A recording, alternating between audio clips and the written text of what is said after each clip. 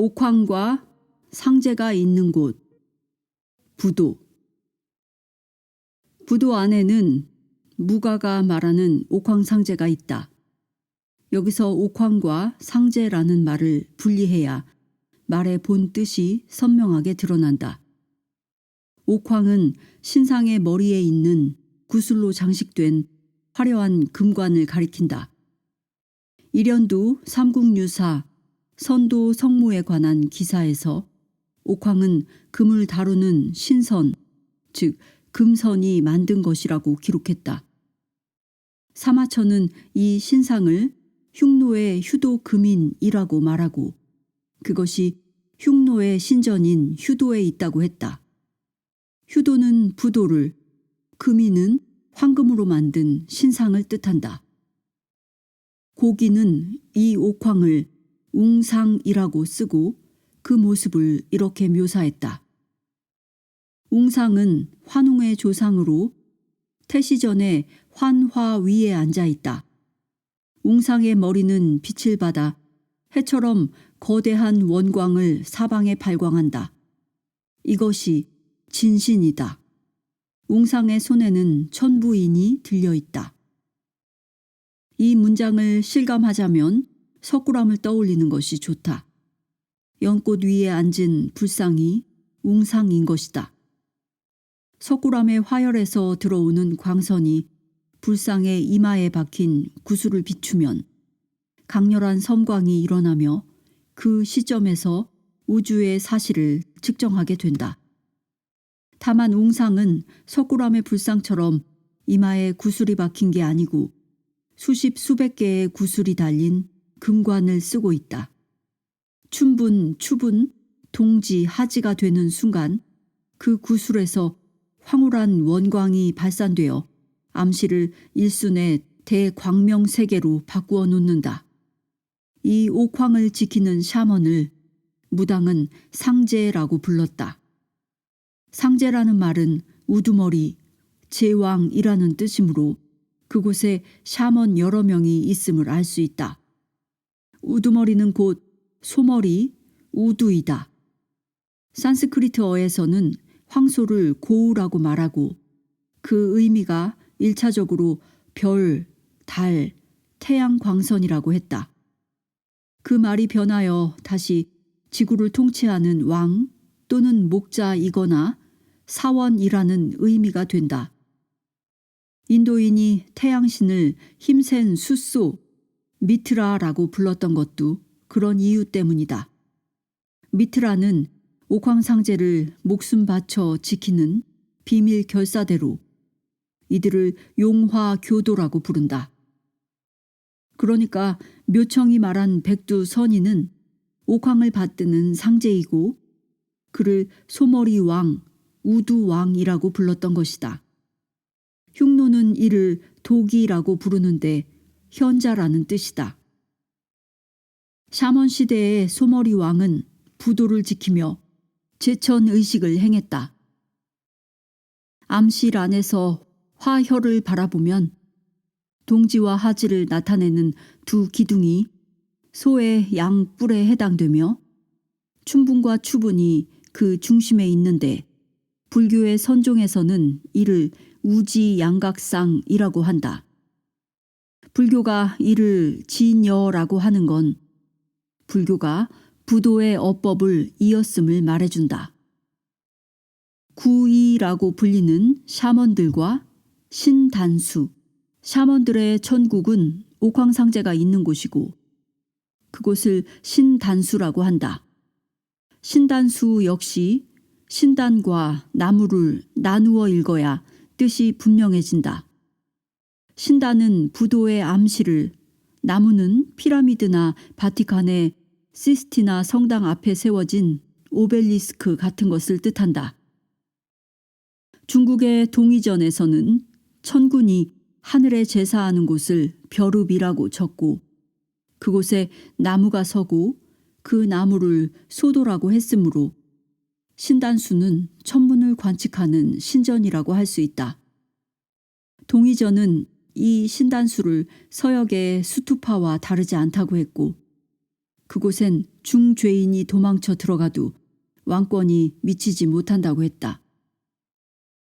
시베리아 샤먼들은 이 나무를 천국, 즉 우주목이라고 부른다. 이는 나무가 머리 위에 북두칠성을 이고 있다는 뜻으로 천문 관측자에게는 북두칠성이 하늘의 등대와 다름없는 것이다. 해가 떠올라 부도의 화혈과 정확히 눈을 맞추자면 조준점이 있어야 하는데 그것이 마당에 있는 솥대이고 이 모양을 새긴 글자가 동력 동자이다. 나무에 해가 걸려 있다는 상이다. 동이라는 말이 천문을 관측하는 고대의 천문가 집단의 표상임을 말해주는 근거이다. 잘 알려져 있듯이 샤먼은 천문학에 대한 지식이 높았다. 그들은 항성이나 황도 12궁을 영성이라고 불렀으며 지구의 배꼽인 영대가 무엇을 뜻하는지를 알았다. 그 배꼽에 천국을 의미하는 옥황상제의 부도가 있다는 사실도 알았던 것이다. 이런 정황만으로도 우리는 그들이 다음과 같은 천문학적인 사실에 접근해 있었음을 알 수 있다. 즉, 그들은 지구가 지축을 중심 삼아 자전하면서 동시에 해를 중심에 두고 공전한다는 사실, 하루가 해돋이에서 다음 해돋이 혹은 자정에서 다음 자정까지의 시간의 길이라는 사실, 그리고 지구가 태양 주위를 공전하고 있다는 사실을 알고 있었다. 그리고 지축을 중심으로 한 자전 횟수가 해마다 한 번 더 있다는 것도 알았다고 봐야 한다. 24시간에 지구는 361도를 돌지만 항성의 위치는 지구와 해의 관계와는 무관하다. 이는 항성 시리우스, 즉 천랑성이 우리 머리 위에 오는 순간부터 다음에 다시 그 자리에 오는데 걸리는 시간이 지구의 24시간보다 3분 56.55초 짧다는 걸 의미한다. 따라서 춘분의 자정에 우리 머리 위에 있던 별들은 하지가 되면 90도를 진행한 뒤이므로 자정이 될 때 그것들은 이미 서쪽으로 넘어가 버린다. 이렇게 별들이 고정된 위치에 있고 해, 달, 혹성들이 그와는 상대적으로 움직인다는 사실을 샤먼들은 알고 있었던 것이다. 그들은 이 움직이는 별들이 따라가는 통로를 황도 혹은 황도대라고 불렀고 1년이라는 시간의 흐름에 따라 해가 이 궤도를 지나간다는 것도 알고 있었다. 그들은 춘분 때 관측할 수 있는 세차에 대해서도 알고 있었다. 이는 이집트, 바빌로니아 천문학자들이 알고 있던 지식이다. 샤머니즘 시대의 천문학은 인간과 국가의 운명을 들여다보는 컴퓨터였으므로 왜 샤머니즘이 수천 수만 년이나 세상을 지배했는지를 짐작해야 한다. 시베리아 퉁구스 샤먼이 전하는 신화는 이런 지식을 바탕에 깔고 있다. 신화는 이렇게 말한다. 태초에 천상에 말뚝 하나가 우뚝 서 있었다. 그런데 그 말뚝은 너무나 쓸쓸해 보였다. 그래서 신은 말뚝에 9가지를 자라게 했다. 말뚝이 솥대이고 9가지는 9명의 샤먼 신선이다. 이것이 중국 문헌이나 우리의 고기에 등장하는 구이이며 이 숫자는 천문학이 발명한 간지의 수이다. 하나와 9, 여기서 하나에 해당하는 말뚝은 0이고 그 0에서 숫자 9이 나타난다. 이것이 십진법이고 수의 사상이다. 후한서 위지 동의전은 이때의 9가지 구이의 성격을 다음과 같이 기록해 놓았다. 견이, 우이, 방이, 황이, 백이, 적이, 현이, 풍이, 양이. 샤먼 신선 이름 9 가운데 황, 백, 적, 현 이것은 인종 개념이고 나머지 5은 샤먼의 고유한 기능을 암시한다. 전지전능한 9 신선 혹은 9 샤먼은 온 누리를 다스리는 제왕도의 실세이다.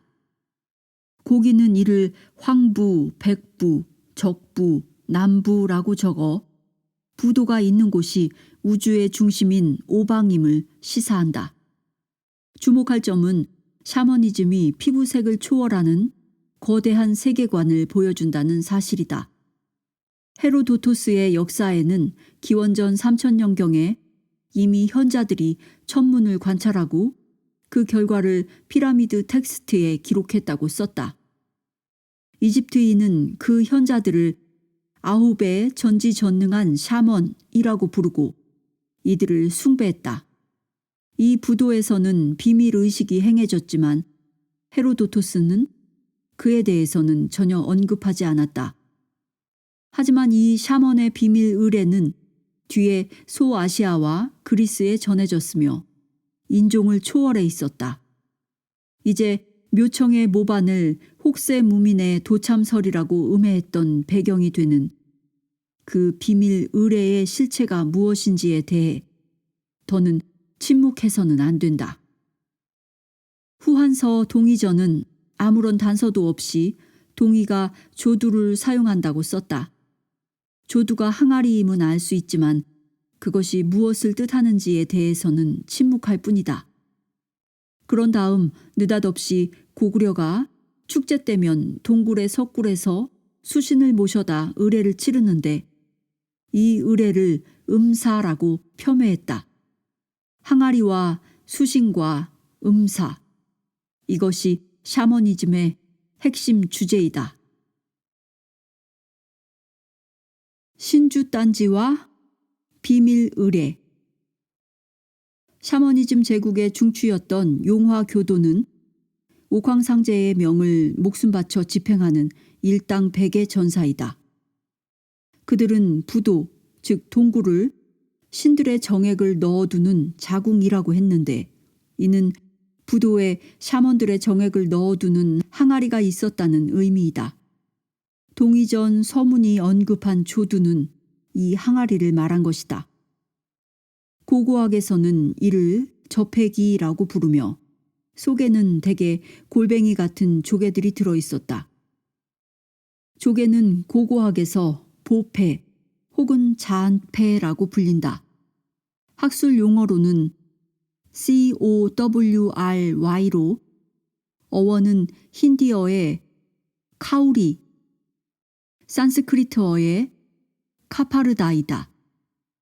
이 항아리의 정체는 고대 그리스의 항아리 축제에서 잘 드러난다. 일반적으로 엘레우시스 비밀 의례라고 부르는 이 축제에 조두가 등장하기 때문이다. 고고학자들이 이 신성한 항아리를 동굴이나 신전 석조 건물의 아주 깊은 곳에서 찾아냈던 건 지하 신전이 비밀 의례와 관련이 있음을 말해주는 것이다. 동의전은 고구려인들이 축제 때 동굴 쪽에서 동쪽 굴 속에 모신다는 수신이 바로 조두이며 그들은 조두를 꺼내 의식을 행하는 축제의 장으로 운반했다고 기록했다. 수신은 수컷웅이라는 의미로 샤먼들의 종자를 말하며 이를 보통 사람의 종자와 구별하기 위해서 정령이라고 쓴다. 정은 정충이고 령은 깨달은 자, 해탈한 자의 정신이다.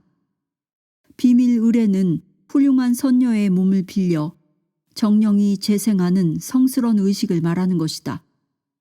이를테면 인공수정 같은 방법이 비밀 의례로 전해졌다고 할 수 있다. 비밀 의례의 집행자는 태교 전문가인 산신인데 우리는 이를 산신할멈이라고 불렀다. 삼신할미는 이 산신할멈에서 나온 말이다.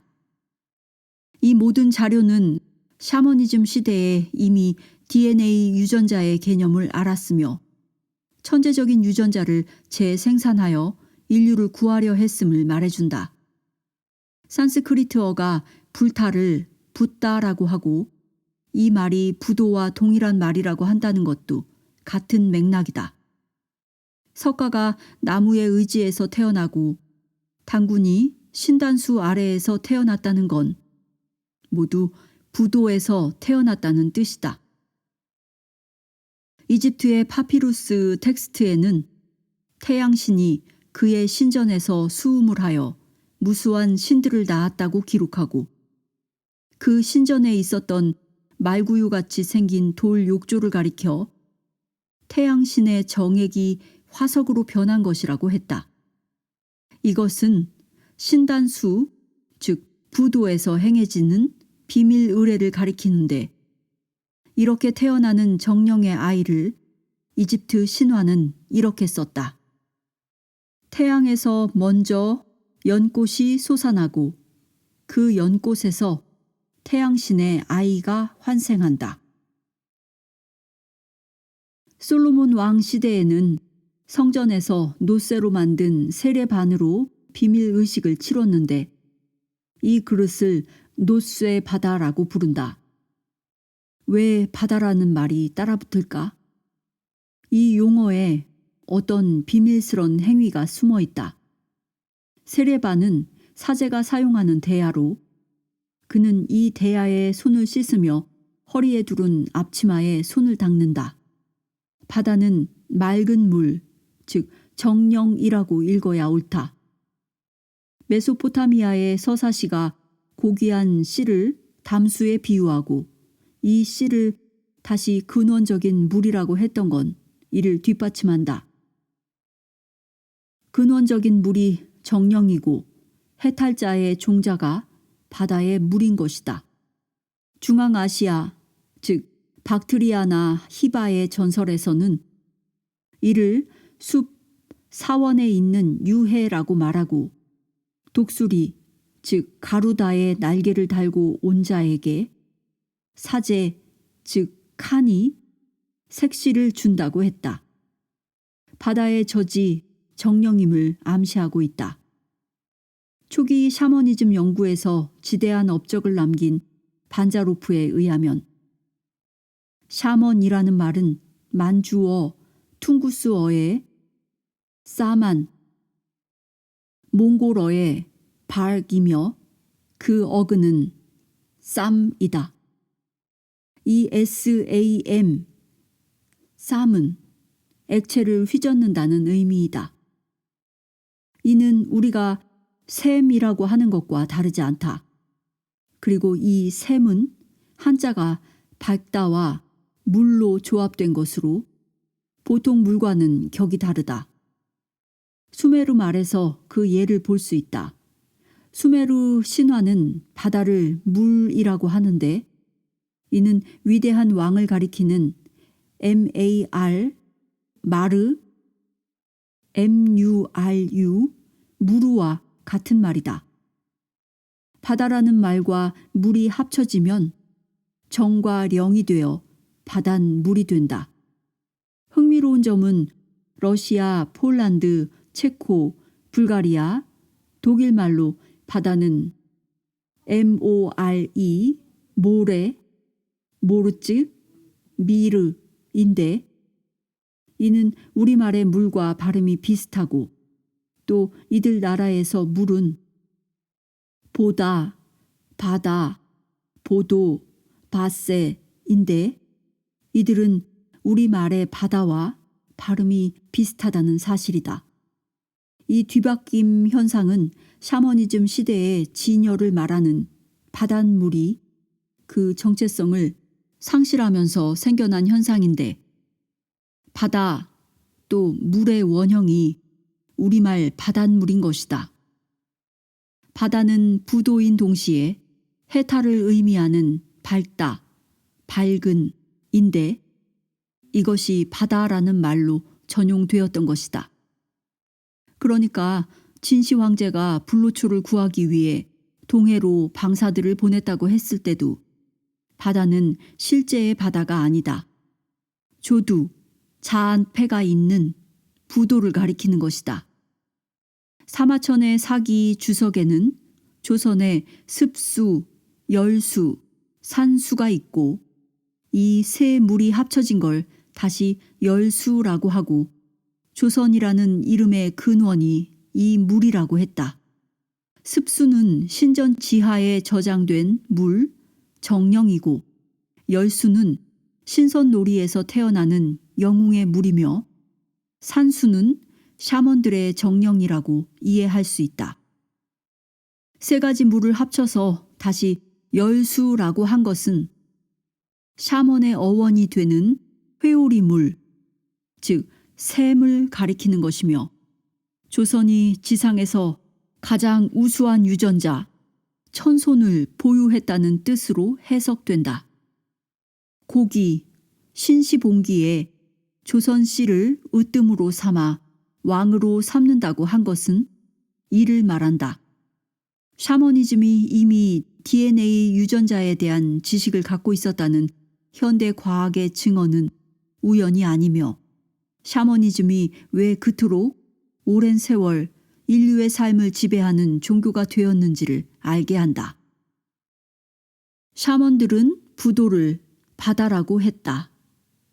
부도에는 야수 얼굴 모양의 샤먼 가면들이 보관되어 있었다. 그것은 자신들이 인간과는 구별되는 천계의 신이라는 사실을 선전하는 수단의 하나라고 할 수 있다.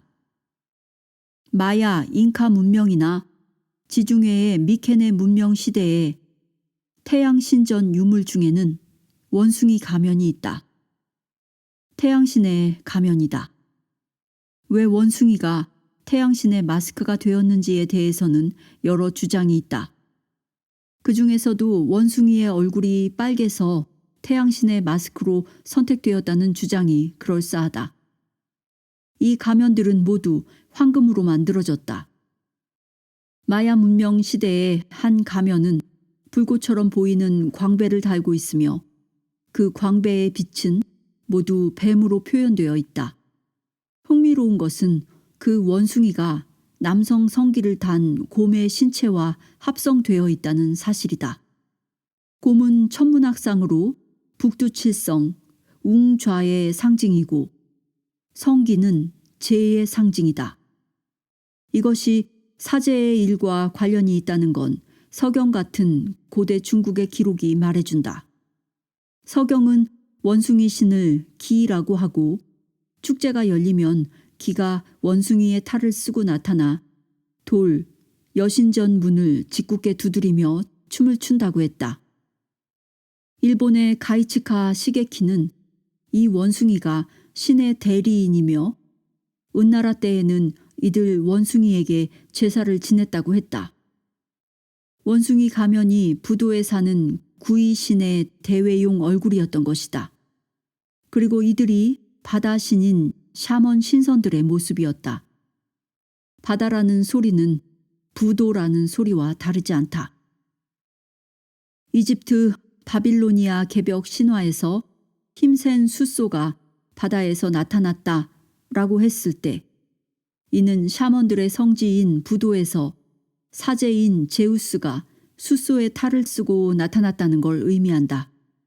그리스 신화에서도 창세기에 바다에서 포세이돈이 솥대를 몰고 무트로 나왔다고 했다.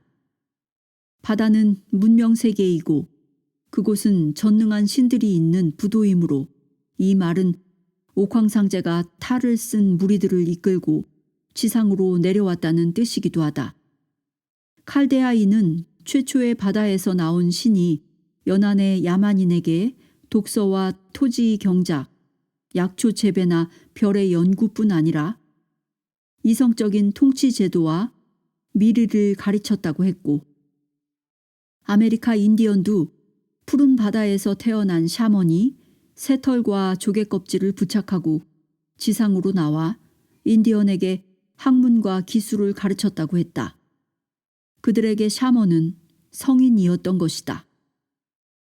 그래서 수메르 신화는 최초의 바다와 우주를 돔이라고 했고 돔은 천국, 즉 올림포스이자 천문 관측소이며 바다는 모든 지식과 기술의 근원인 것이다.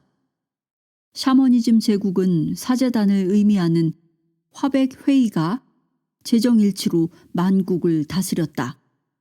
민주주의 시대에 사는 우리로서는 공감하기 어렵지만 이들 샤먼 신선은 수만 년 동안이나 이 지구상에서 절대 신권주의를 지키며 인간 세계를 통치했던 것이다.